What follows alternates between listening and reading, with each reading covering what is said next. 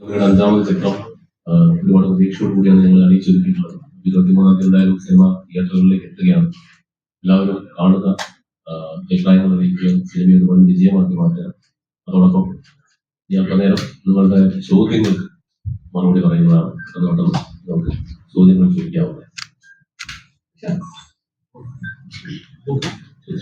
ഇപ്പൊ ഈ മമ്മൂക്കയുടെ ഏറ്റവും ആളുകൾ ഇഷ്ടപ്പെടുന്ന ജോണറുകളുണ്ടാവും, ഈ ആക്ഷൻ, കോമഡി, എന്റർടൈൻമെന്റ് ജോണർ.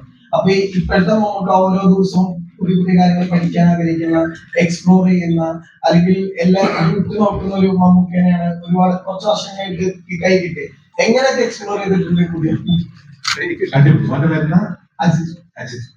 ഞാനും അജിത്തിനെ പോലെ തന്നെ ഭയങ്കര കൗതുകത്തിലല്ലേ സിനിമയിലേക്ക് പോകുന്നത്. കാരണം ഈ ടെറിട്ടറിയിലുള്ള, അതായത് ഈ സാഹചര്യത്തിലുള്ള കുറേ കഥാപാത്രങ്ങൾ നമുക്ക് ചെയ്തിട്ടുണ്ട്. ഈ പ്രതലത്തിലുള്ള ഇപ്പോ ക്യാരക്ടേഴ്സ് അല്ലെങ്കിൽ ബന്ധപ്പെട്ട ക്യാരക്ടേഴ്സ് ഒക്കെ. അപ്പോ ഈ കാലഘട്ടത്തിൽ ഇങ്ങനെ ഒരു പ്രതലത്തിൽ നിന്നും ഒരു സിനിമ വരുമ്പോൾ നമുക്ക് അത് എങ്ങനെയായിരിക്കും ചെയ്യാൻ പോകുന്നത് എന്നുള്ളത് ഇത് ഞങ്ങൾ ഈ കഥ ചർച്ച ചെയ്യുന്ന സമയം മുതൽ കൗതുകമാണ്. അപ്പൊ ഞങ്ങളിങ്ങനെ ഓരോന്ന് പ്ലാൻ ചെയ്തിട്ടുണ്ടാവുമല്ലോ, ഇങ്ങനെയായിരിക്കും മിഥുൻ ഓരോ ഡയലോഗുകളൊക്കെ ഇങ്ങനെ ഡെലിവറി ചെയ്ത് കാണിക്കും, ഇങ്ങനെ ചെയ്യും, ഇങ്ങനെയായിരിക്കും. അപ്പൊ എന്റെ കൗതുകം മുഴുവൻ മമ്മൂട്ടി ഇത് എങ്ങനെയാണ് ചെയ്യാൻ പോകുന്നത് എന്നുള്ളതാണ്. കാരണം എനിക്ക് 100% ഷുവറാണ്, ഒരിക്കലും മമ്മൂക്ക മുമ്പ് ചെയ്ത ഒരു കഥാപാത്രത്തെ റിപ്പീറ്റ് ചെയ്യില്ല, ആ രീതിയിൽ അതൊരിക്കലും പെർഫോം ചെയ്യാൻ പോകുന്നില്ല. അപ്പൊ പലതവണ ഞാൻ പ്രീപ്രൊഡക്ഷൻ നടക്കുന്ന സമയത്ത് നമുക്ക് ഇവിടെ ചോദിച്ചു ഇത് എങ്ങനെയായിരിക്കും നമുക്ക് ചെയ്യാനുള്ള സാധ്യതയുണ്ട് എന്ന് പറഞ്ഞു. നല്ലാതെ ഡീറ്റെയിൽ പറഞ്ഞില്ല. എന്തായാലും ഞാൻ ഈ സിനിമയിൽ ഇതേ കൗതുകത്തോടെയാണ് ഈ സിനിമയെ സമീപിച്ചത്. ഈ ഷൂട്ടിംഗ് നടന്ന 104 ദിവസവും ഞാൻ എൻജോയ് ചെയ്തത് പുതിയ കാലഘട്ടത്തിലെ അഭിനയ രീതികൾ അനുസരിച്ച്, പുതിയ കാലഘട്ടത്തിലെ സിനിമകളുടെ രീതികൾ അനുസരിച്ച് ആ പെർഫോമൻസിന്റെ മീറ്ററിൽ ഈ കഥാപാത്രത്തിനൊരു ഫ്രെയിം ഉണ്ടാക്കി ആദ്യം മധ്യാന്തം അത് അതേ രീതിയിൽ തുടർച്ചയായിട്ട്. കാരണം ഇതിനകത്ത് ഇപ്പോ ഒരു കാര്യം മാത്രമല്ല, ആക്ഷൻ ഉണ്ടാവാം, ഫൺ ഉണ്ടാവാം, ഇമോഷൻസ് ഉണ്ടാവാം, മാറ്ററുകൾ ഉണ്ടാവാം. പല രീതികളിലൂടെ സിനിമ സഞ്ചരിക്കുമ്പോഴും ഈ കഥാപാത്രത്തിന്റെ ആ മീറ്റർ അതേപോലെ തുടർന്നു. ഈ പുതിയ കാലഘട്ടത്തിനനുസരിച്ചുള്ള പെർഫോമൻസ് ആണ് ഇതിൽ ചെയ്തിരിക്കുന്നത്. ഞാൻ ഭയങ്കര രസമുള്ളത് എനിക്ക് കണ്ടുകൊണ്ടിരുന്നപ്പോൾ നിങ്ങൾക്കും സിനിമ കാണുമ്പോൾ അത് എന്റർടൈൻ ചെയ്യാൻ പറ്റുമെന്നും, ഒരുപക്ഷെ പുതിയ കാലഘട്ടത്തിൽ സിനിമ ചെയ്യുന്ന ആ സിനിമ അല്ലെങ്കിൽ കൊമേഴ്സ്യൽ സിനിമകൾ എങ്ങനെ ചെയ്യാം എന്നുള്ള രീതിക്ക് ഒരു പെർഫോമൻസ് റെഫറൻസ് ആയി അതുണ്ടാവുമെന്നാണ് ഞാൻ വിശ്വസിക്കുന്നത്. Thank you. എന്നാണ് വിശേഷം? ഇല്ല, ഞങ്ങൾ അങ്ങനെ വിളിക്കുന്നത്. ജോസേട്ടാ എന്നാണ് വിശേഷം? നല്ല വിശേഷം. സുഖമായിട്ട് പോകാൻ. എനിക്ക് തോന്നുന്നു 104 ദിവസം ഷൂട്ട് ചെയ്ത കഥ വന്നപ്പോ ഇന്നത്തെ ഒരു ഇന്റർവ്യൂ പറയുന്നുണ്ടായി നമുക്ക്. അതിൽ ഏറ്റവും കൂടുതൽ ആക്ഷന് വേണ്ടി ദിവസങ്ങൾ മാറ്റിവെച്ചു, ചേസിങ്ങിന് വേണ്ടി. അപ്പൊ ഞങ്ങൾ പ്രതീക്ഷിക്കുന്ന മാസാണ്. ഞങ്ങൾ പറഞ്ഞ മമ്മൂക്ക പറയും മാസ് അല്ല എന്ന് പറയും, മമ്മൂക്ക ക്ലാസ് അല്ല എന്ന് പറയും. ഞങ്ങൾ ഏത് രീതിക്കാണ് ഞങ്ങൾ മൊത്തം ഏറ്റെടുക്കാൻ തീരുമാനിക്കണം. ഞാൻ നിങ്ങൾ ഏറ്റെടുത്തത് എനിക്ക് സമാധാനം. നിങ്ങൾ ഏറ്റെടുത്തിരിക്കുന്നത് അറിഞ്ഞതിനോട് സന്തോഷം. ഉറപ്പാണ്. എങ്കിലും ആ കഥ ഈ കഥാപാത്രം സിനിമയായാലും കഥാപാത്രം അതുപോലെ ഇതിനകം പറഞ്ഞ പോലെ നമ്മൾ സാധാരണ സിനിമയിൽ വയ്ക്കാൻ പറ്റുന്ന ഈ പറഞ്ഞ പോലെ ഈ മലയോര കഥാപാത്രങ്ങളിലൂടെ ഞാൻ അഭിനയിച്ചിട്ടുണ്ട്. അത് എവിടെയെങ്കിലുമൊക്കെ ചെറുതായിട്ടൊക്കെ വരും. കാരണം ആ മറ്റ് എല്ലാ ചെറിയ മാൻസസ് മാത്രമേ വ്യത്യാസം ഉണ്ടാവുള്ളൂ വിഷയം. എന്നാലും പരമാവധി പിന്നെ കഥ നമ്മുടെ കഥ പ്രധാനമായിട്ട് നടക്കുന്നത് കേരളത്തിലാണ്, ഭൂരിഭാഗവും തമിഴ്നാട്ടിലാണ്. പിന്നെ മറ്റുള്ളവരെ ആരും ആ ഭാഷ പറയുന്നു. അതുകൊണ്ട് അങ്ങനെ ഒരു സ്ലാങ്ങിന് ഒരു വലിയ പ്രാധാന്യം പിടിക്കണ്ട. ഈ ക്യാരക്ടർ ജോസേട്ടായിയുടെ ക്യാരക്ടർ മാത്രമേ ഉള്ളൂ നമ്മൾ ഈ ഭാഗത്ത് കാണുന്നുള്ളൂ. മറ്റുള്ളവർക്ക് തമിഴ്നാട്ടുകാരും ഇവരൊക്കെയാണ്. അപ്പൊ അതുകൊണ്ട് ആ പ്രശ്നങ്ങളൊന്നുമില്ല. പിന്നെ തമാശ എന്ന് പറയാൻ പറ്റും, ഹ്യൂമർ അവിടെ എവിടെയൊക്കെ വന്നു പോകുന്നു. കാരണം അതിനൊന്നും നേരമില്ല. അല്ല, തമാശ പറഞ്ഞല്ല, മനുഷ്യന്റെ തലയിൽ തീ പിടിച്ച് നിൽക്കുമ്പോൾ തമാശ പറയാൻ സമയം ഉണ്ടാവും. അങ്ങനെയാണ് കഥാപാത്രത്തിന്റെ ദിവസം എടുത്തിയാട്ടക്കാരനായതുകൊണ്ട് പറ്റി പോകുന്ന അങ്ങനെ ഒത്തിരി നമുക്കൊക്കെ പറ്റിയിട്ടില്ലേ? പറ്റുണ്ടാവുമല്ലോ. അങ്ങനെ എടുത്തിയാട്ടം കൊണ്ട് അവർക്ക് പറയാൻ അത് തലേന്ന് പോകില്ല, അത് വലിച്ചെറിഞ്ഞാലും പോകുക. അതിങ്ങനെ പിടിച്ച് ജോസിന്റെ ഒരു വഴിക്കാക്കുന്നതാണ്. ബാക്കി കഥ ഞാൻ പറഞ്ഞാൽ നിങ്ങൾ സിനിമ കാണാൻ ഇൻട്രസ്റ്റ് ഉണ്ടാകാത്തത് ഉണ്ടെന്ന് തോന്നുന്നത് പോലെ മതി, അത് കൃത്യമാണ്. അച്ഛാ, ഈ കഴിഞ്ഞ ദിവസം ഈ ഇന്റർവ്യൂ തന്നെ പറയുന്നുണ്ട്, ആദ്യമായിട്ട് കഥ പറയാൻ പോയപ്പോ എനിക്ക് കഥ അറിയാവുന്ന ചോദിച്ചൊരു സംഭവം മമ്മൂക്കാൻ ഇതിൽ ഓർമ്മ വരുന്നുണ്ട്. ആ കഥ ഞാനൊരു സ്ക്രിപ്റ്റ് റൈറ്ററാണ്. പിന്നെ അതിനെപ്പുറം നമ്മളിവിടെയൊക്കെ പറയുന്ന അത്രയും പറഞ്ഞു. അതുകൊണ്ട് നന്നായില്ലേ? തീർച്ചയായിട്ടും രണ്ടാമത്തെ സിനിമയായിരുന്നു അല്ല, ഒരുപാട് സിനിമ കഴിഞ്ഞു. മമ്മൂക്കാരോടെ രണ്ടാമത്തെ സിനിമ. ഈ ടെറൈനിൽ തന്നെ ഒരു ആക്ഷൻ കോമഡി ജോണറിൽ നമുക്ക് പല സിനിമകളും ചെയ്തിട്ടുണ്ട്, നമ്മളൊക്കെ ആസ്വദിച്ചിട്ടുള്ള കാര്യമാണ്. അപ്പോഴേക്കും വീണ്ടും അതേ ഇപ്പൊ ഒരു അച്ചായനായിട്ടുള്ള ഒരു ക്യാരക്ടർ ചെയ്യാൻ നേരത്ത് മുമ്പ് ചെയ്ത ക്യാരക്ടറിനെ റീവിസിറ്റ് ചെയ്യുകയും കൂടെ ചെയ്യണമല്ലോ. അപ്പൊ എന്നിട്ടായിരിക്കണം ഒരു ക്യാരക്ടർ സെറ്റ് ചെയ്യും. അപ്പൊ അതിനെ എങ്ങനെയായിരുന്നു നോക്കി കണ്ടത്?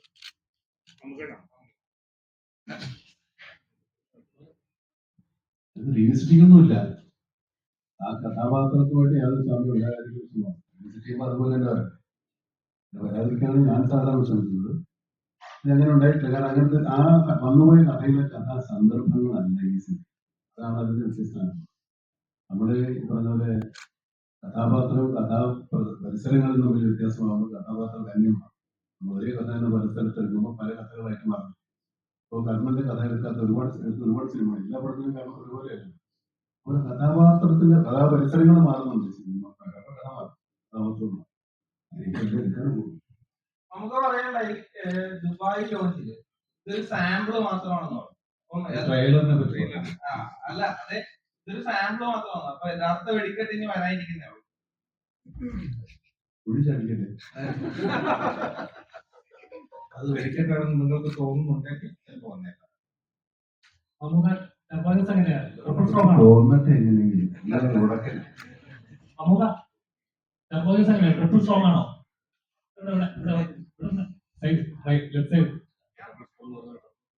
അങ്ങനെ അതെന്റെ ഡയറക്ടർ പറയട്ടെ. സ്ട്രോങ് ആണോ? നിങ്ങൾ തീരുമാനിക്കുക. അതൊക്കെ നിങ്ങളുടെ സിനിമ കണ്ടിട്ട് തീരുമാനിച്ചാൽ ഇതെന്ത് സംഭവം വെച്ചാൽ ആ കഥയുടെ അല്ലെങ്കിൽ ആ സിനിമയുടെ സ്വഭാവത്തിനനുസരിച്ച് പരമാവധി ശ്രമിച്ചിട്ടുണ്ട് എല്ലാവരും. പ്രത്യേകിച്ചും നമ്മൾ ഒരുപാട് എഫേർട്ട് ഇട്ട് ചെയ്തിരിക്കുന്ന സിനിമയാണ്. നിങ്ങൾക്ക് സന്തോഷമുണ്ടാകാനും നിങ്ങൾക്ക് ആനന്ദം ഉണ്ടാകാനും തന്നെയാണ് അദ്ദേഹം അത്ര കഷ്ടപ്പെട്ടത്. നിങ്ങൾ കാണും, നിങ്ങൾ തീരുമാനിക്കും. നമുക്ക് പടത്തിൽ നിന്ന് കിട്ടാൻ പോകുന്ന ഒരു മെസ്സേജ് എന്തായിരിക്കും? ഇപ്പോ മുൻകൂട്ടി പറയുവാണെങ്കിൽ എനിക്കത് ചോദിക്കാമോ എന്ന് അറിയില്ല. ഞാൻ കേട്ടൊരു കാര്യമാണ്, ചോദിക്കാമോ?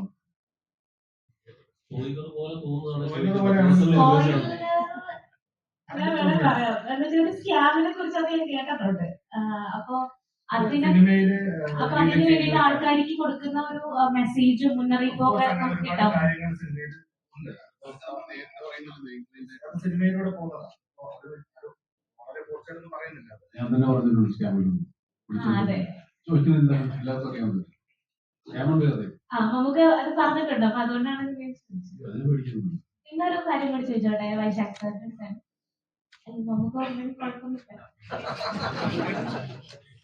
ട്രെയിലറിൽ നമ്മളൊരു റിഫൈഡ് ഷോട്ട് കാണുന്നുണ്ട്, ടോപ്പ് വെച്ചിട്ട്. അത് ഇതുവരെ ഞാൻ മലയാളത്തില് അങ്ങനെ ഷോട്ട് കണ്ടിട്ടില്ല.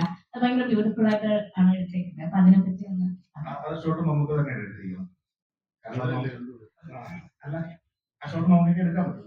അത് റിവ്യൂ ചെയ്തിട്ട് ഒരു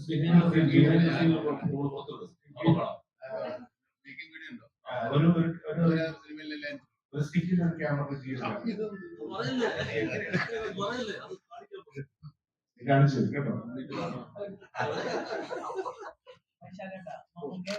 കഷ്ടപ്പെടുത്തിയിട്ടുണ്ട്. അത് പല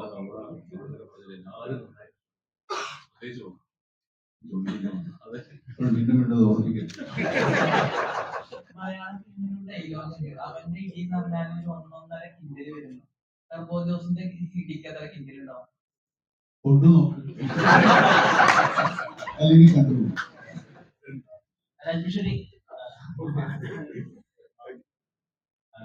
നമുക്ക് എന്ന് പറയുന്ന ആക്ടറിനെ നമ്മള് പല ആളുകളും നമുക്ക് ചില അച്ചായൻ കഥാപാത്രങ്ങൾ ബാക്കിയുള്ളവരെ അങ്ങനത്തെ ക്യാരക്ടേഴ്സ് ചെയ്യുമ്പോൾ നമുക്കടെ അങ്ങനത്തെ ക്യാരക്ടേഴ്സിനെ പോയിട്ട് പഠിക്കുകയും അതിനൊരു മീറ്ററാക്കി വെക്കുകയും ചെയ്യുന്ന അതാണ് അച്ചായൻ ക്യാരക്ടേഴ്സിനുള്ള ഒരു ഐക്കോണിക് സ്റ്റേച്ചർ മലയാളത്തിൽ. ഇപ്പൊ കോട്ടയം എന്ന് പറയുന്ന പോലത്തെ ഒരു ക്യാരക്ടറിനെ നമ്മൾ അങ്ങനെ പിന്നെ ആരും സൃഷ്ടിച്ചു കണ്ടില്ല. മമ്മൂക്കയുടെ കൂടെ ഓപ്പോസിറ്റ് അത് പെർഫോം ചെയ്ത് കാണിക്കുക. നിങ്ങളും ആദ്യമായിട്ടാണല്ലോ അങ്ങനെ കൊമേഴ്ഷ്യലി ആയിട്ടുള്ള ഒരു വില്ലൻ ആയിട്ട് എത്തുന്നത്. മമ്മൂക്കയെ നമ്മൾ കുറച്ച് കാലത്തിനായിട്ടാണ് ഇത്രയും കൊമേഴ്ഷ്യൽ ആയിട്ടുള്ള ഒരു പ്രൊട്ടഗോണിസ്റ്റ് ആയിട്ട് കാണുന്നത്. സോ എന്തൊക്കെ പുതിയത് കൊമേഴ്ഷ്യൽ സിനിമയെ പറ്റിയിട്ട് മമ്മൂക്കയോട് മനസ്സിലായി? Everything I learned here is new.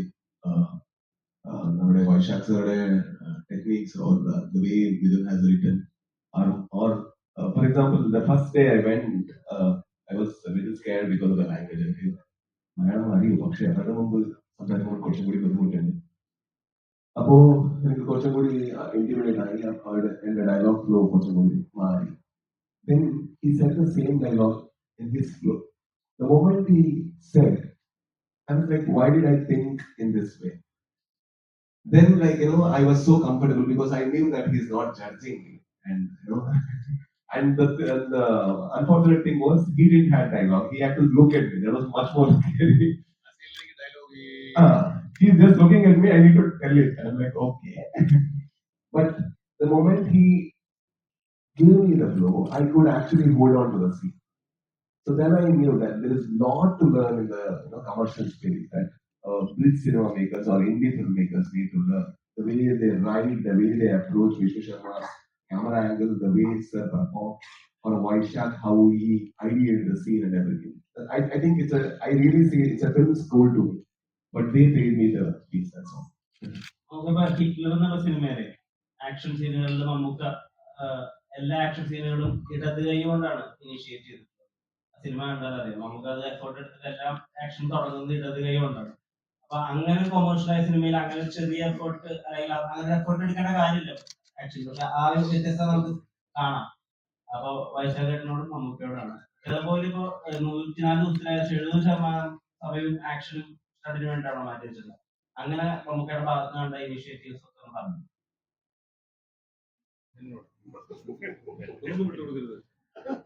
ഒന്നാമത് ഇവരൊന്നും പറയാൻ സാധിക്കില്ല.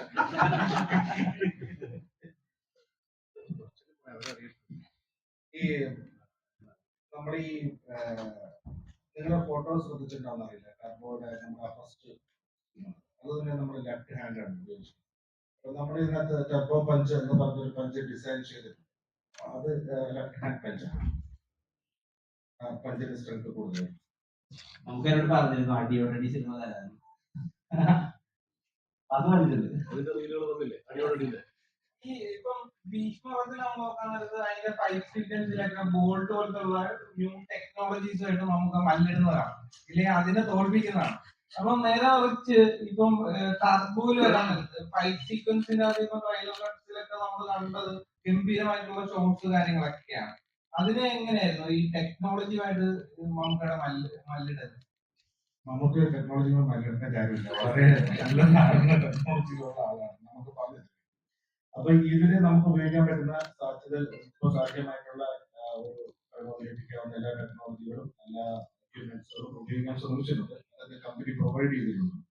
അപ്പൊ അത് വെച്ച് നമുക്ക് ചെയ്യാവുന്ന ഒരു ടെസ്റ്റ് കൊടുക്കാൻ പറ്റുമെന്നാണ് വിശ്വാസം. അപ്പൊ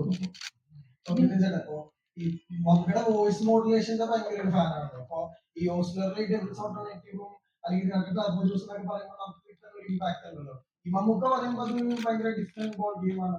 അപ്പൊ ഈ ഡയലോഗ്സ് എഴുതുമ്പോഴും എന്തൊക്കെ എഫേർട്ടുകൾ ആ ഒരു ഫാൻ കൂടി ഉണ്ടായിട്ടുണ്ട്? നമ്മളങ്ങനെ ഒരു ഭയങ്കര ചീസി ഡയലോഗുകൾ ഇതിനകത്ത് കാര്യമായിട്ട് ശ്രമിച്ചിട്ടില്ല. ജോസഫായി പറഞ്ഞതുപോലെ അതിന് വലിയ പ്രശ്നങ്ങൾ വന്ന് നിൽക്കുമ്പോൾ അപ്പുറം പറയാൻ പോലും പറ്റാത്ത അവസ്ഥയിലാണ് പുള്ളി പല ഘട്ടങ്ങളിലും നിൽക്കുന്നത്. പിന്നെ ഉള്ള ഡയലോഗുകൾ, രസമുള്ള ഡയലോഗുകൾ ഉണ്ടെന്ന് ഞാൻ വിശ്വസിക്കുന്നത് പുള്ളി പറയുമ്പോൾ അതിനൊരു ഭംഗി ഉണ്ടാവുമല്ലോ. ആ ഭംഗി നമുക്ക് പ്രതീക്ഷിക്കാൻ എനിക്ക് തോന്നുന്നു. നമ്മൾ എഴുതിയിട്ട് കൊടുക്കും, ബാക്കി അദ്ദേഹം പറയുമ്പോൾ ഉണ്ടാവുന്ന ഒരു ഭംഗിയുണ്ട്, അതുണ്ടോ.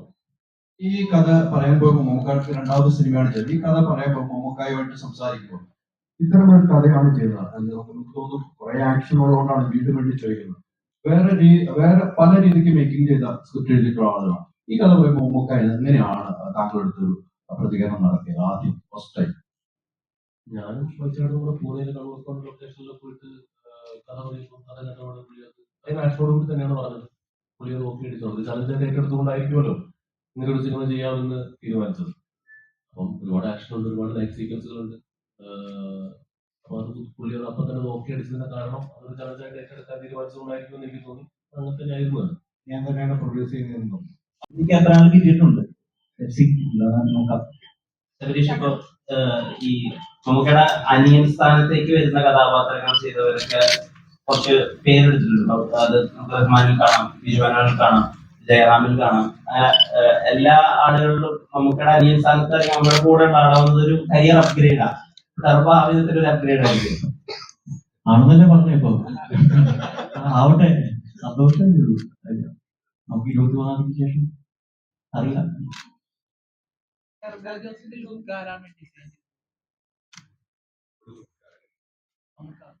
എങ്ങനെ ടർബോ ജോസിന്റെ ലുക്കിലേക്ക് എത്തി? ഹെയർ കട്ടാണ് ഉദ്ദേശിച്ചത്. ആരും ഒന്നും പറഞ്ഞില്ല. ഞാൻ കണ്ണുകൊണ്ട് പഠിച്ചത്. അതിലെന്തെങ്കിലും ഒരു പ്രത്യേകത വേണ്ടതെന്ന് ഞാൻ ചെയ്തതാണ്. ഇപ്പൊ ഞാനൊരു വെക്കേഷൻ വേണ്ടി ചെറുതായിട്ട് മുടി കെട്ടി. കുറച്ച് ദിവസം ഷൂട്ടിങ് തുടങ്ങുന്ന മുമ്പ് എന്തെങ്കിലും വെക്കേഷൻ ഉണ്ടായിരുന്നു. അപ്പോൾ മുടിയൊക്കെ ഒന്ന് വളർന്നു നോക്കിയതാണ്. തിരക്കേട്ടില്ലെന്ന് ഇവര് പറഞ്ഞു, അങ്ങനെ കൊടുത്തതാണ്. അല്ലാണ്ട് അതിന് വേണ്ടി ഒരു പരിപാടിയും ഉണ്ടായിരുന്നു. കുറെ ചെയ്തിട്ടെന്ന് ചോദിച്ചുകൊണ്ട് അങ്ങനെ മെയിൻറ്റെയിൻ ചെയ്തു. മുടി വെട്ടിക്കഴിഞ്ഞാൽ വളരെ കുറെ സമയം എടുക്കില്ലേ, അതിന് മുമ്പ് പടം നടക്കണം. പിന്നെ ആ മുടി വെച്ചാൽ കഥയിലും പിന്നെ പടം ചെയ്യുന്നവരെ ആ മുടി വെട്ടി അങ്ങനെ ആയിക്കൊണ്ടു. ഇങ്ങനെയാണ് എൻ്റെ കഥ. പടത്തിനകത്ത് 2-3 ഷർട്ടുകളൊക്കെ ഉള്ളൂ. പിന്നെ ഡ്രസ്സിന്റെ കാര്യത്തിൽ വലിയ പ്രശ്നങ്ങളൊന്നും. മമ്മൂക്ക വണ്ടികളെ ഒരുപാട് ഇഷ്ടപ്പെടുന്ന ഒരാളാണ് താങ്കൾ. ഇവിടുത്തെ വെബ്സൈറ്റിൽ വണ്ടികൾ ഒരുപാട് ഇഷ്ടപ്പെടുന്ന ഒരാളാണ് താങ്കൾ. ഈ സിനിമയിലെ ആക്ഷൻ സീനിലെ വണ്ടിയിൽ ട്രിപ്പിംഗ് ഒക്കെ താങ്കൾ തന്നെ ചെയ്തെന്ന് പറയാറുണ്ട്. കുറെ വണ്ടികളുണ്ട്. വണ്ടികളൊക്കെ പഴയ പോലെയൊക്കെ വിറ്റുകൊണ്ടിരിക്കുക കുട്ടികൾ ചവിട്ടി. ഈ സിനിമയിലെ ആക്ഷൻ സീനൊക്കെ മമ്മൂക്ക ഇന്ന് ഇന്റർവ്യൂവിൽ പറഞ്ഞിട്ടുണ്ടായിരുന്നു. ആക്ഷൻ സീനിലെ ഡ്രിഫ്റ്റിംഗ് ഒക്കെ താങ്കൾ തന്നെ ചെയ്തത്. എത്ര സേഫ് ആയിട്ടുള്ള സ്ഥലത്ത് ഡ്രിഫ്റ്റിൽ എന്ത് ചെയ്യുന്നു? ആൾക്കാർ ചുറ്റും മാറിയെല്ലാം സേഫ് ആയി കഴിഞ്ഞാൽ ഡ്രിഫ്റ്റ് ചെയ്യാൻ എടുക്കൂല്ലേ? സാഹസികതയൊന്നുമല്ല. നമുക്ക് എന്തെങ്കിലും പറ്റി നമുക്കേ പറ്റുള്ളൂ, വേറെ ആർക്കും ഒന്നും പറ്റില്ല. ഇതുവരെ ആക്ഷൻ അങ്ങനെ ഒരുപാട് ഡ്രിഫ്റ്റിംഗ് ഒന്നുമില്ല.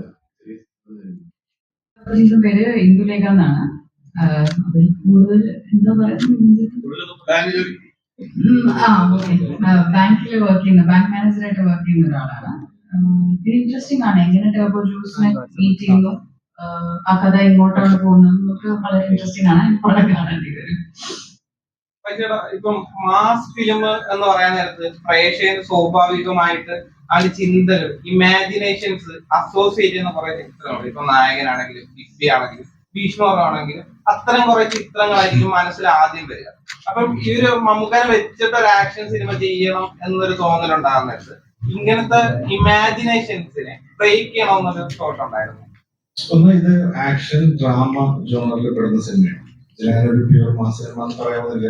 ആക്ഷൻ ഡ്രാമയാണ് ഇതിന്റെ ഒരു പ്രോപ്പർ ജോണർ എന്ന് പറയാവുന്നത്. പിന്നെ കുറച്ച് ഹ്യൂമർ എലമെന്റ്സുകൾ കഥാപാത്രത്തിന്റെ ഭാഗമായി, കഥയുടെ ആ കഥാപാത്രം ട്രാവൽ ചെയ്തതിന്റെ ഭാഗമായി അയാൾ തന്നെയുള്ള ഒരു ഹ്യൂമർ എലമെന്റ് ഉണ്ട് എന്നല്ലാതെ അതല്ലെങ്കിൽ ഇതിന് ആക്ഷൻ ഡ്രാമ ജോണറിൽ പെടുന്ന സിനിമയാണ്. അതിന്റെ നമുക്ക് നേരത്തെ സൂചിപ്പിച്ച പോലെ അത് ട്രാവൽ ചെയ്യുന്ന പ്രശ്നങ്ങൾ വേറെ വേറെയാണ്. നമ്മളിപ്പോ നേരത്തെ നിങ്ങൾ സൂചിപ്പിച്ച സിനിമകളിലൊന്നും ഉള്ള ഒരു സാഹചര്യങ്ങളിലൂടെയല്ല ഈ കഥാപാത്രം ട്രാവൽ ചെയ്യുന്നത്. അപ്പോ ആ ഒരു വ്യത്യാസം അതിൽ തന്നെ ഉണ്ടാവുന്നുണ്ട്, സിനിമയുടെ യാത്രയിൽ ഉണ്ടാവുന്നുണ്ട്. അതിനൊന്നും വേണ്ടി നമ്മളൊന്നും പ്രത്യേകിച്ച് ചെയ്യാതെ വരുന്നില്ല. പിന്നെ ട്രീറ്റ്മെന്റിന്റെ മെത്തേഡുകളിലൊക്കെ ഉള്ള കാര്യങ്ങൾ മാറ്റങ്ങളുണ്ടാവും സ്വാഭാവികമായും ഈ സിനിമയിലും. മമ്മൂട്ടി ചിത്രം ചെയ്യാൻ നേരത്തെ എപ്പോഴും മമ്മൂക്കാനെ കൊണ്ട് ഫൈറ്റ് ചെയ്യിപ്പിക്കാൻ ആഗ്രഹിക്കുന്ന ഒരാളാണ്. അപ്പം അത് എന്തുകൊണ്ടാണ് അത് ഞാൻ പൊതുവെ ആക്ഷൻ സിനിമകൾ കൂടുതൽ ചെയ്യുന്നതുകൊണ്ടാണ്. സ്വാഭാവികമായും അതിൽ ആക്ഷൻ ചെയ്യേണ്ടി വരുന്നത്. അപ്പൊ അങ്ങനെ ആക്ഷന് പ്രാധാന്യമുള്ള സിനിമയാണ് ഈ സിനിമയിൽ. അതിനൊരു ഡിസൈനും കാര്യങ്ങളൊക്കെ നമ്മൾ ചെയ്ത് പ്രിപ്പയർ ചെയ്ത് ഡിസ്കസ് ചെയ്തിട്ട് തന്നെയാണ് ചെയ്യുന്നത്. മിനിസ്റ്റർ രാജ വരാറായി. വിശ്വാചാരി വേണം. അതെ, ഇപ്പൊ ഇന്നത്തെ നമുക്ക് ടർബോയായിട്ട് അതുപോലെ നമ്മുടെ ഈ ജോസേട്ടായി എന്ന് പറയുന്ന ജോസ് നാട്ടിൻപുറത്തെ ചെറിയ പള്ളിപ്പറമ്പിലൊക്കെ ചെറിയൊരു ഷോ അടിയും എന്തെങ്കിലും വന്നിട്ട് അങ്ങനത്തെ ഒരു അടിക്കാരൻ, അല്ലാണ്ട് വലിയ ഗുണ്ടയോ റൗഡിയോ മാഫിയ കിങ്ങോ അങ്ങനത്തെ ഉള്ള ആളൊന്നുമല്ല. നാട്ടിൻപുറത്ത് ഒരു ഡ്രൈവറാണ്. ടൂറിസ്റ്റുകാരെയും ഹൈ റേഞ്ചസിൽ കൊണ്ടുവന്ന് ഭയങ്കര അവിടെ ഡ്രഫ്റ്റിംഗ് ഒക്കെ ചെയ്ത് അങ്ങനെ അവരെ ഇംപ്രസ് ചെയ്യുന്ന ആളാണ്. അത് പട്ടി കാണിക്കുന്നില്ല. ഈ പുള്ളി ഇയാളേക്കാൾ 100 ഇരട്ടി ബലമുള്ള ആൾക്കാരുടെ മുമ്പിൽ പെട്ട എന്തായാലും സ്ഥിതി. അതാണ് ഈ സിനിമ ചുരുക്കി പറഞ്ഞത്. അതിനകത്തുള്ള അടികൾ നടക്കും. മനസ്സിലാവുന്നില്ല ഞാൻ പറഞ്ഞു. നമ്മളെങ്ങനെ സാധാരണ മനുഷ്യൻ പോയി എവിടെയെങ്കിലും പെട്ടാൽ ഇടി കൊണ്ട് പൊമ്പരപ്പെടുന്നു. പക്ഷെ ജോസ് പിടിച്ചു നിൽക്കുന്നു എന്നത് നമ്മുടെ സമാധാനം. ഇതിന്റെ ഒരു സർവൈവൽ സ്വഭാവമുണ്ട് സിനിമ. നമുക്ക് കഥ ഞാൻ പറഞ്ഞില്ലെന്ന് പറയുന്നത് അതാണ് കഥ. ഇപ്പൊ ട്രൂത്ത് ബ്ലോഗറിന്റെ ഈ ട്വിറ്റർ ഹാൻഡിൽസിലൊക്കെ ആളുകൾ ചോദിക്കുന്ന ചോദ്യങ്ങളുണ്ട്. അതായത് അപ്പോൾ ഏറ്റവും അധികം വലിയ റിലീസ് വരാൻ പോകുന്നത് പുറത്തുള്ള സ്ഥലങ്ങളിലാണ്, ഇതാണ് ഏറ്റവും വലിയ കളക്ഷൻ ഉണ്ടാവുക, അങ്ങനെ കുറെ ചോദ്യങ്ങൾ വരില്ല. അതിനോടൊക്കെയുള്ള പ്രതികരണം എങ്ങനെ? മലയാള സിനിമയിൽ ഇതുവരെ ഇറങ്ങാത്ത രാജ്യങ്ങളിൽ നിന്നടക്കം എൻക്വയറി വരുന്നുണ്ട്. അത് റിലീസാവണമെന്ന് തന്നെയാണ് എൻ്റെ ആഗ്രഹം. ഇതെല്ലാം ഇക്കാടെ അപ്രൂവൽ അനുസരിച്ചിരിക്കും. ഇക്ക ഓക്കെ പറഞ്ഞാൽ എല്ലായിടത്തും ഉണ്ടായിരിക്കും. അതൊരു വലിയ റിലീസ് തന്നെയായിരിക്കും. റിലീസാവട്ടെ, ആൾക്കാർ കണ്ടേ എന്തും തരുക. ഇത് നമ്മൾ കേട്ടിട്ടില്ലാത്ത രാജ്യങ്ങളൊക്കെ ഉണ്ട്.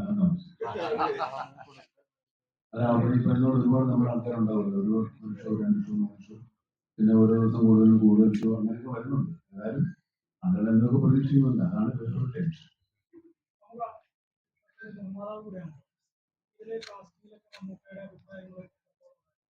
മമ്മൂക്കയോട് ചോദിച്ചിട്ടാണ് എല്ലാ കാസ്റ്റിംഗും ചെയ്തിരിക്കുന്നത്. ഏത് സിനിമ ഞാൻ ചെയ്യുമ്പോഴും അതിന്റെ നിർമ്മാതാക്കളോട് ചോദിച്ചിട്ട് തന്നെയാണ് എല്ലാ കാസ്റ്റിംഗും ചെയ്യാറുള്ളത്. കാരണം അവരാണല്ലോ പൈസ കൊടുക്കേണ്ടത്. അവരോട് ചോദിക്കാതെ ഒരു കാസ്റ്റിംഗ് വെക്കാനില്ല. ഇതിൽ കുറെ താരങ്ങൾ തമിഴ്, പല ഭാഷയിലുള്ള താരങ്ങൾ, അവരൊന്നും പേരുകളൊന്നും പറയുകയാണെങ്കിൽ ഇതിനകത്ത് മേജർലി നമുക്കുള്ളത് വിജയവും സുനിലുമാണ്. പിന്നെ തമിഴ്നാട്ടിൽ നിന്നുള്ള നമ്മൾ കണ്ടിട്ടുള്ള ഒരുപാട് ആളുകൾ, ഒരുപാട് പേരുണ്ട്. പ്രൊഡ്യൂസർ എന്ന നിലയിൽ മമ്മൂക്ക ഇതിന്റെ പ്രൊഡ്യൂസർ, ആക്ടറുമാണ്. അപ്പൊ ആക്ടർ പ്രൊഡ്യൂസർക്ക് എങ്ങനെയാണ് ശമ്പളം പറയുന്നത് പറഞ്ഞാൽ കൊള്ളായിരുന്നു. മമ്മൂക്ക കേട്ടിരുന്നോ? മമ്മൂക്കയാണ് ഈ സിനിമയുടെ പ്രൊഡ്യൂസർ, ആക്ടറുമാണ്. ആക്ടർ എങ്ങനെയാണ് ഈ പ്രൊഡ്യൂസറിന്റെ അടുത്ത് ശമ്പളം പറഞ്ഞതെന്ന് പറഞ്ഞാൽ കൊള്ളായിരുന്നു. ശമ്പളമൊക്കെ പറഞ്ഞിട്ടുണ്ട്, കൃത്യമായിട്ട് പറഞ്ഞിട്ടുണ്ട് അല്ലെ? വിട്ടുവീഴ്ച ചെയ്യുമോ? വിട്ടുവീഴ്ച ചെയ്യേണ്ട വരില്ല. അങ്ങനെ വരുവാണെങ്കിൽ തന്നെ ഒരു തരാതെ പറ്റിക്കലും ഉണ്ടാവും. നമ്മൾ വിട്ടുവീഴ്ച ചെയ്യേണ്ടത് അതെ, വിട്ടുവീഴ്ച ചെയ്താൽ അവര് അത് ശീലമാക്കും. പിന്നെ തരാതെ പറ്റിക്കാൻ ഉണ്ടാവും. അപ്പോ ഇതൊരു റിയൽ ഇൻസിഡൻസ് ബേസിൽ കുറച്ച് കാര്യങ്ങൾ ഈ സിനിമയിലുണ്ടെന്ന് പറഞ്ഞിട്ടുണ്ടായിരുന്നു. ശരിക്കും അങ്ങനെ തന്നെ ആണോ? ആ സ്കാമുമായി ബന്ധപ്പെട്ട് നമ്മൾ പറഞ്ഞ കാര്യങ്ങളാണ് അത് കാണുന്നുണ്ട്. സ്കാമുമായി ബന്ധപ്പെട്ട് പിന്നെ ഒരാളുടെ ഒരു കുഞ്ഞു ഒരു ജീവിതത്തിൽ നടന്ന ഒരു ഇൻസിഡന്റിന്റെ ഒരു പീസും കൂടെ നമ്മൾ ഉൾപ്പെടുത്തിയിട്ടുണ്ട്. 2 കാര്യങ്ങൾ ഇതിനകത്ത് ബന്ധപ്പെട്ടിരിക്കുന്നു. നമുക്ക് ഫഹദിന്റെ രാജമാണിക്യം കണ്ടിരുന്നു. നമുക്ക് ഫഹദിന്റെ രാജമാണിക്യം കണ്ടിരുന്നു. അപ്പൊ ഫഹദിന്റെ ഒരു പേഴ്സണൽ ഡിസ്കഷനിൽ പറയണ്ടായി, രാജമാണിക്യം ചട്ടമ്പിനാടൊക്കെയാണ് ഫഹദിന് അതിന്റെ അത് ഒരു റെഫറൻസ് ആയതെന്ന് പറഞ്ഞിരുന്നു. നമുക്ക് കണ്ടിരുന്നു.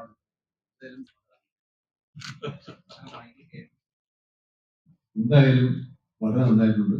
15 സ്റ്റൈൽ തന്നെയാണ്. നമ്മുടെ പറയുന്നതൊക്കെ ഒരു കേട്ടസി, നമ്മുടെ റെഫറൻസ് വെച്ചാൽ ഓക്കെ. പക്ഷെ അത് ഈസ് ഇൻഡിവിജ്വൽ പെർഫോമൻസ് ആണ്.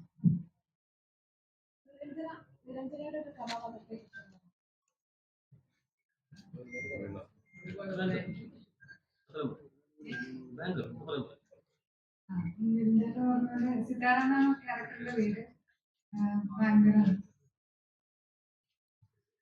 എബിനോടും അത് തന്നെയാണ് ചോദിക്കാനുള്ളത്. ഇതിന്റെയാണ് ജോസേട്ടായി.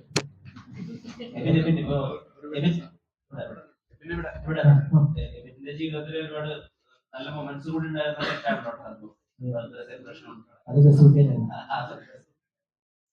അപ്പൊ ഈ സർവോട്ടൊരു ജേണി മമ്മൂക്കയുടെ കൂടെ ജേണി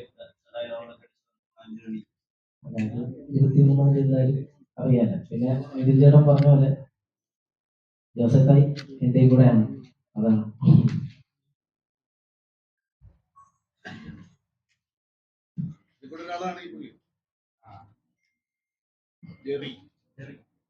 എന്റെ കാര്യമാണ്.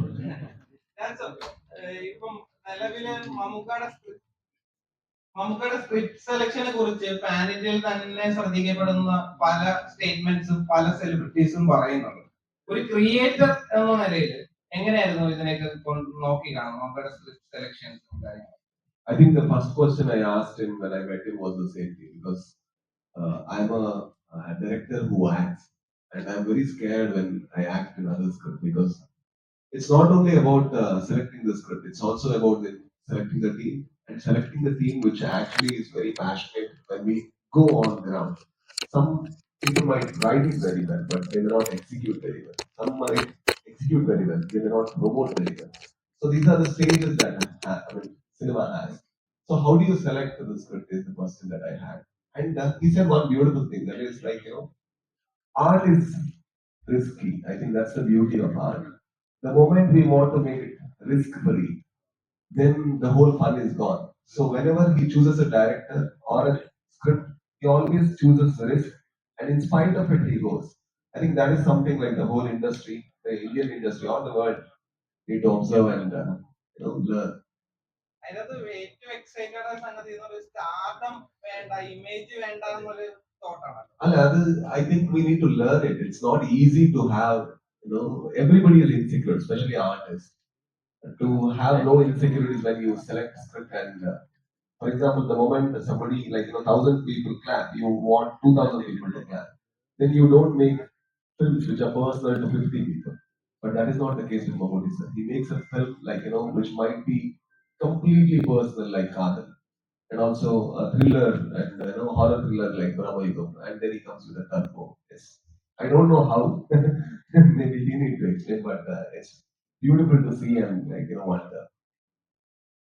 അപ്പോൾ ഈ ചോദിച്ചതിനുള്ള ഒരു ആർട്ടിസ്റ്റുകളുടെ ലിസ്റ്റ് കൂടെ ചോദിച്ചതെന്ന് പറയാം. അബീർ സിംഗ് ദുഹാൻ അറിയാലോ, അദ്ദേഹം ഉണ്ട്. പിന്നെ തമിഴ്നാട്ടിൽ നമുക്ക് അരുൾദാസ് എന്ന് പറഞ്ഞ ആർട്ടിസ്റ്റ് ഉണ്ട്. പിന്നെ വസന്ത് രവി ഉണ്ട്, നമോ നാരായണൻ. അങ്ങനെ 80ഓളം പേര് നമുക്ക് പുറത്തുനിന്നുള്ള ചെറുതും വലുതുമായ കഥാപാത്രങ്ങളെ അവതരിപ്പിക്കുന്നു. പിന്നെ ഫിനിക്സ് പ്രഭു അറിയാലോ, ഷാജി നടുവിൽ, അതൊക്കെ നമ്മുടെ പോസ്റ്ററിൽ കണ്ട ആളുകൾ ടെക്നീഷ്യന്മാരായിട്ടുണ്ട്. ഈ കാണുന്ന ഞങ്ങളൊക്കെയാണ് ക്യാമറയ്ക്ക് മുന്നിലുമായിട്ടുള്ളത്. ഇത്രയും പറഞ്ഞു വന്നെന്ന് ചോദിച്ചിരുന്നെങ്കിൽ ഇത്ര നേരം ഞങ്ങളോട് സഹകരിച്ച എല്ലാവർക്കും നന്ദി അറിയിച്ചുകൊണ്ട് നമ്മുടെ പത്രസമ്മേളനം ആർജെ ബാലാജി എന്ന് പറയുന്ന തമിഴ്നാട്ടിലെ കേട്ട് പറഞ്ഞിരുന്നു. മറ്റൊരു ആക്ടർ അവിടുത്തെ വലിയൊരു സൂപ്പർ സ്റ്റാറിനെ വെച്ച് സിനിമ ചെയ്യിപ്പിക്കുമ്പോൾ നരയിടാൻ വരെ അവർ കുറെ നേരം ഡിസ്കസ് ചെയ്യേണ്ടി വന്നു. നരയിട്ടാൽ എങ്ങനെയായിരിക്കും, ഇമേജിനെ ബാധിക്കും. നമുക്ക് എപ്പോഴും മമ്മൂക്കയുടെ സൗകര്യത്തിനല്ല, സിനിമയുടെ സൗകര്യത്തിനാണ് നടക്കുന്നത്. അത് ആ ഒരു ലവ് ഉണ്ടല്ലോ സിനിമയോട്, അത് അതിനെ പറ്റിയ കാര്യമില്ല. നേരത്തെ പറഞ്ഞ ലവ്, സിനിമയോടുള്ള ലവ്, പാഷൻ. എനിക്ക് സിനിമയെ അല്ലാതെ ഒരു വഴി വേറെ ഞാൻ കാണുന്നു. ഈ സിനിമ ഇല്ലെങ്കിൽ എന്റെ കാര്യം കുഴപ്പത്തില്ല, എന്റെ ശ്വാസം തന്നെ പോകും. Thank you.